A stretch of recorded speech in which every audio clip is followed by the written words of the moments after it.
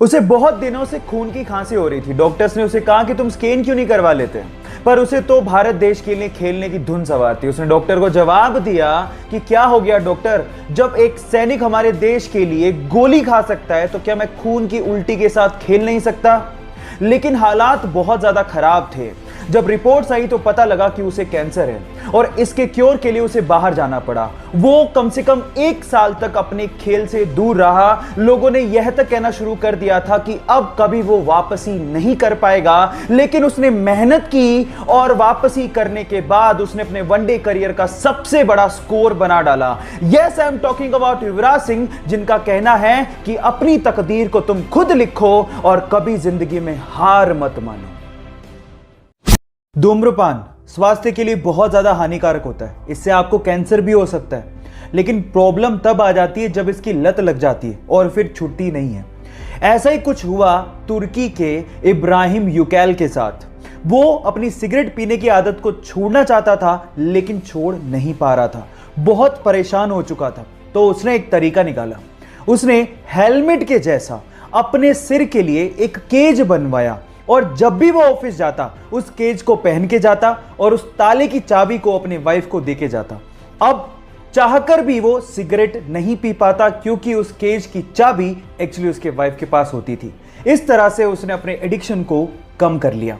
लत छुड़वाने के इस अजीबोगरीब तरीके के लिए आप क्या कहेंगे, चैट सेक्शन में लिखना मत भूलिएगा। एक बार एक ट्रैक्टर मैन्युफैक्चरिंग कंपनी के ओनर ने फरारी खरीदी। उस फरारी में कई उन्हें क्लच में प्रॉब्लम्स नजर आई, जिसकी शिकायत उन्हें डायरेक्टली फरारी कंपनी के मालिक एंजो फेरारी को कर दी।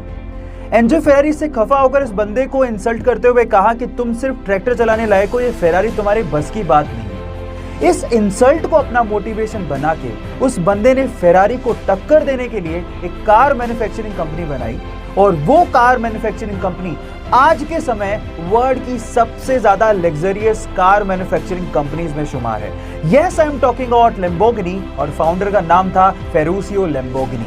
गाइस, यह सीखने लायक बात यह है कि जब कोई आपकी इंसल्ट भी कर देना तो उसको पॉजिटिवली लेकर अपने लेवल को उस हद तक लेके जाओ जहां पर दुनिया आपको सलाम करे। गाइस, जनरली आप लोगों ने देखा होगा कि जब भी हमारे यहाँ पे कोई कंस्ट्रक्शन होता है या फिर कोई रोड बनने वाली होती है और बीच में अगर कोई पेड़ आ रहा होता है तो हम लोग जनरली उसे कटवा देते हैं या काट देते हैं, लेकिन हर जगह पे ऐसा नहीं होता। जापान का एग्जांपल लेते हैं। अगर जापान में कहीं पे कोई रोड बन रही है या कोई कंस्ट्रक्शन होता है और बीच में कोई पेड़ आ रहा होता है तो वो लोग पेड़ को काटते नहीं है। इनफैक्ट वो जड़ के साथ उस पेड़ को किसी दूसरी जगह पे रीलोकेट कर देते हैं और इस तरह से वो पेड़ों को बचाते हैं, और ये हमारे इकोसिस्टम के लिए जरूरी भी है। आपको ये जापान का तरीका कैसा लगा और आपको क्या लगता है कि हमारे देश में भी ये चीज इंप्लीमेंट होनी चाहिए? चैट सेक्शन में लिखना मत भूलिएगा। गाइस, आज की भागती दौड़ती दुनिया में अनिद्रा रोग यानी कि नींद नहीं आना सबसे कॉमन बीमारी है, पर सवाल यह है कि इसका इलाज क्या है या फिर इसका ऑल्टरनेट क्या है। डोंट वरी, मैं आपको बताता हूं। क्या आपने कभी यह सोचा कि इंसान नींद लेता क्यों है? वो इसीलिए ताकि उसका माइंड फ्रेश रहे।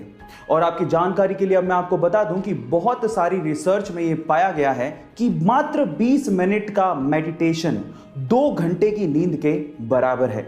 इसका मतलब यह है कि अगर आप 20 मिनट मेडिटेशन करते हो तो वो आपको उतना ही रिलैक्सेशन देगा जितना कि 2 घंटे की नींद। अगर ये इंटरेस्टिंग फैक्ट जान के आपको अच्छा लगा हो तो YouTube पे हमारे चैनल को सब्सक्राइब कर लीजिए।